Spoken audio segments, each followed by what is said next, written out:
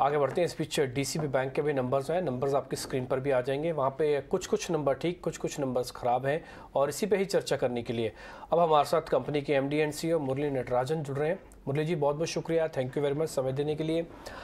आपकी जो loan growth है वो तो स्ट्रॉन्ग है, आप हमको सिर्फ ये बता सकते हैं कि जो लोन ग्रोथ है उसमें सिक्योर्ड वाला पार्ट कितना है और ये आगे चल के और कैसे ग्रोथ दिखेगी?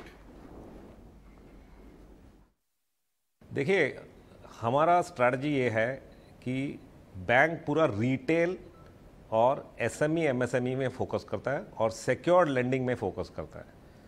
मोर देन 80% हमारा जो बुक है वो सिक्योर्ड है। तभी आप देख रहे हैं स्लिपेज और रिकवरीज और अपग्रेड देखें तो एकदम बराबर चल रहा है। इसका मतलब है कि जो अंडरलाइंग सिक्योरिटी है काफ़ी रियलाइजेबल सिक्योरिटी है हमारे पास, ठीक है। और जिस तरह से हम फ्रंट लाइन में इन्वेस्टमेंट्स कर रहे हैं पिछले 6 महीने 9 महीने से, हमारा इंटेंशन ये है कि जो लोन बुक है वो 3 से 4 साल के बीच में डबल करना है। वैसे तो लॉन्ग टर्म इंटेंशन 100,000 करोड़ का बुक बनाने का है बैलेंस शीट, लेकिन नियर टर्म जो है 3 to 4 ईयर्स के बीच में हमारा इंटेंशन ये है कि लोन बुक जो है हम डबल करें। आपको मैं एक डेटा पॉइंट देना चाहता हूँ, वो ये है 2010 से और 2020 के बीच में लगभग हमारा जो लोन ग्रोथ था 22% CAGR था, लेकिन 2 साल जो कोविड का गया उसमें सिर्फ 7% था। तो अब हम वापस इन्वेस्टमेंट्स कर रहे हैं क्योंकि जो एसएमई सेगमेंट है वो बहुत बड़ा सेगमेंट है और हमारे पास उसका एक्सपर्टीज़ है। जो प्रोडक्ट्स हम ग्रो कर रहे हैं वो मॉर्गेज है, एग्री में हम KCC, tractors, gold loan, SME MSME, को लेंडिंग, ये सब हम ग्रो कर रहे हैं। ऑलराइट, बिल्कुल।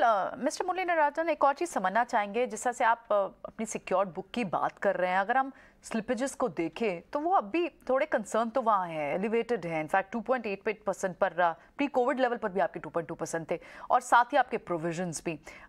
ऐसा क्यों है? इसका क्या बड़े रीज़न है? देखिए, पहले मैं आपको बताऊं कि हमारा फोकस पिछले बहुत सालों से एसएमई सेगमेंट है। स्मॉल ट्रेडर्स, स्मॉल बिजनेसमैन, वही सेगमेंट है हमारा, जिन पे सबसे ज़्यादा प्रभाव हुआ ये कोविड के टाइम पे। कोविड के बाद नॉर्मलाइज हो रहा है सिचुएशन और उस वजह से जो है स्लिपेजेस हाई थे, लेकिन आप रिकवरी अपग्रेड देखें तो ये आपको क्लियरली समझ आ रहा है कि मतलब अंडरलाइंग पोर्टफोलियो क्वालिटी और रेसिलियंस बहुत ही अच्छा है।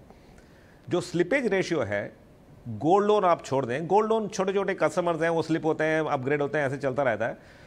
2.88% स्लिपेज रेशियो है, जो प्री कोविड लेवल पे 2.3% था।